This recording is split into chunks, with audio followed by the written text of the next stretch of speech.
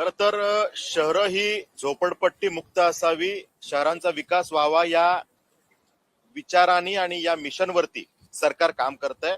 शासनाचं तसं धोरण आहे. पनवेल महापालिका ही खरं तर एका बाजूला आंतरराष्ट्रीय विमानतळ, दुसऱ्या बाजूला तिसरी मुंबई, त्या ठिकाणी नैनासारखा प्रकल्प, असं भौगोलिक महत्व असलेलं हे शहर आहे.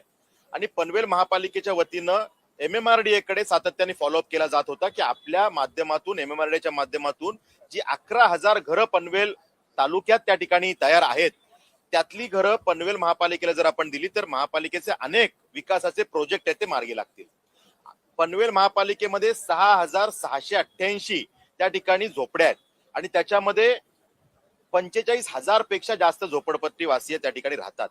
आम्हाला जर का या सगळ्या झोपडपट्टी वासियांना त्या ठिकाणी आहे त्या भागामध्ये घरं बांधून द्यायची असतील, प्रधानमंत्री आवास योजनेची घरं करायची असतील, तर त्या बांधकामाच्या कालावधीमध्ये या सगळ्या मंडळींना कुठेतरी स्थलांतरित करावं लागेल, ट्रान्झिट कॅम्प असायला पाहिजे. यासाठी ही घरं MMRDA कडे पनवेल महापालिका मागत होती आणि गेले 3-4 वर्षापासूनचा सातत्याने हा फॉलोअप आहे. पण त्या ठिकाणी सातत्याने MMRDA सांगितलं की ही घरं आमची दुसऱ्या कुठल्या तरी कारणासाठी नियोजित आहेत, त्याचं नियोजन आहे. पण 8-8 वर्ष आपण ही घरं का देत नाही, 8-8 वर्ष तुमचं नियोजन जे ते पूर्ण का करत नाही, हा प्रश्न आज मी सभागृहात विचारला.